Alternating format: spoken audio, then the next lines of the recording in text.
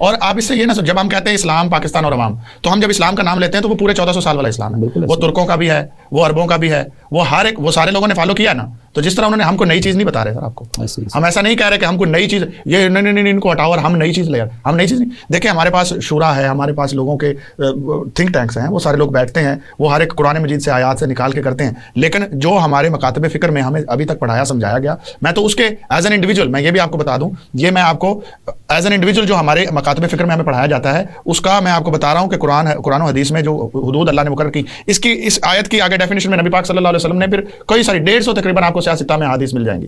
حضرت اسامہ بن زید کی حدیث ملے گی، آپ نے بار بار زید بن حارثہ کلبی کے بیٹے ہیں اور نبی پاک صلی اللہ علیہ وسلم کے بڑے لاڈلے صحابی تھے اور بہت میت میں رہے. جی تو آپ بار فرماتے تھے سود صرف ادھار میں ہے، سود صرف ادھار میں، سود صرف بار متواتر حدیث آتی ہے.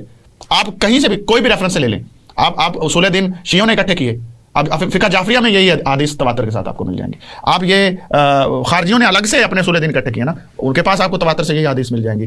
ہمارے لوگوں نے ہمارے ائمہ نے جہاں سے اکٹھے کی وہاں سے بھی آپ کو تواتر سے یہی بار ملے گا. سود صرف ادھار میں ہے، آپ نے ویلیو ایکسچینج کرنی ہے فوراً کریں، آپ نے جتنا سونا دینا ہے اتنا سونا لیں، فوراً لیں، ہاتھوں ہاتھ لیں، کل کے اوپر نہ چھوڑیں. چاندی دینی ہے چاندی کے بدلے چاندی لیں. تو کسی صحابی نے ایک قسم کی کھجور دے کے دوسری قسم کی اچھی کھجور کم کھجور جو ہے وہ لے آئے. تو نبی پاک صلی اللہ علیہ وسلم نے فرمایا کہ اس طرح ویلیو ڈیٹرمن نہیں ہوتی، ویلیو ڈیٹرمن کرو پہلے اس کی مارکیٹ ویلیو کرو، پھر بارگن کر کے دوسری خریدو. ٹھیک ہے، نبی پاک صلی اللہ علیہ وسلم نے اس لیے یہ تمام قوانین وضع کیے تھے کیونکہ اس سے پہلے عرب کے معاشرے میں فائنینشیل کرائم بہت زیادہ تھا اور اس فائنینشیل کرائم کی وجہ سے اشرافیہ بہت اوپر چلی گئی تھی اور اس وقت بھی لوگ غلامی ادھر غلامی کیوں جا رہے تھے. اور وہی اب دوبارہ ہمارے ساتھ پیٹرن ریپیٹ ہو رہا ہے. سر آج بھی ایک طبقہ غلام در غلام ہے سسٹم کا، اور ایک حکمران جو امیر طبقہ ہے وہ حکمران ہی ہے، اور نسلوں سے نسلیں حکمران آ رہی ہیں. ہم جو ہیں اس وقت عام پاکستانی اس سسٹم کا بھی غلام ہے، ان امیروں کا بھی غلام ہے. مجھے اس طرف سے 2 منٹ ہمارے پاس رہ گئے پروگرام ختم ہونے میں. ہمیں یہ بتائیں کہ کیا فائنینشیل کرائم میں کوئی رخصت مل سکتی ہے کسی فتوے کے تحت یا کسی بھی تحت کہ ہمیں یار ڈنڈی مارنی ہے، میں ملاوٹ کر رہا ہوں؟ میں آپ کو اس کی گریوٹی بتا دیتا ہوں سر. حضرت امام حسین رضی اللہ تعالیٰ عنہ کے بارے میں لوگ سارا آپ دنیا میں کسی بھی مسلمان سے پوچھ لو وہ کہے گا میں حسینی ہوں، کوئی بھی آپ کو یزیدی نہیں کہے گا. اچھا حضرت امام حسین کا موٹو کیا تھا؟ انہوں نے 6 ماہ کا بچہ حضرت علی اصغر میدان میں لے جا کے ذبح کیوں کروایا؟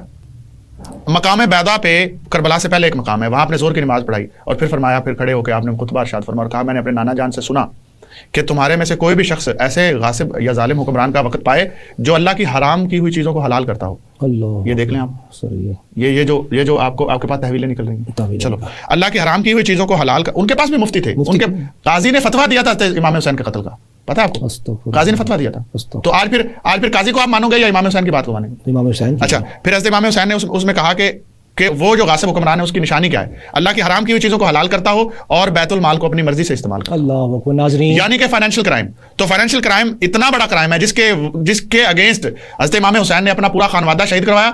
بچوں کو نہیں رخصت ملی اور خواتین کو بھی رخصت نہیں ملی. آپ کو ڈر نہیں تھا؟ آج لوگ کہتے ہیں کہ ہماری خواتین کو لوگ اٹھا لیتے ہیں، ویڈیو بناتے ہیں، یہ ہو جاتا ہے وہ ہو جاتا ہے. کیا حضرت امام حسین کو اس کا خوف نہیں تھا؟ ناظرین ڈاکٹر صاحب نے جو آخر میں باتیں کی کہ ہمیں کسی قسم کی کوئی رخصت نہیں ہے.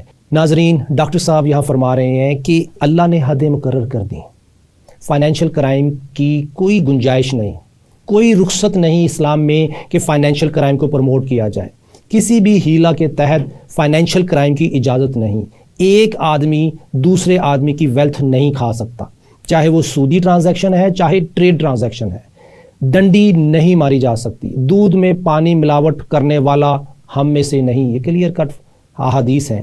فائنینشیل کرائم کی گنجائش نہیں، یہ موٹو ہے ڈاکٹر صاحب ان کی تحریک کا، TLP کا، کہ ہم اپنی آنے والی حکومت میں جب اللہ تعالیٰ ہمیں موقع دے، اگر یہ ہم پہ ذمہ داری آئی تو وہ دین کی حکومت کے لیے کام کریں گے اور دین کو تخت پر لے کے آئیں گے اور دین کی سر بلندی کے لیے کام کریں گے، اور اس میں فائنینشیل کرائم کے لیے کوئی رخصت نہیں.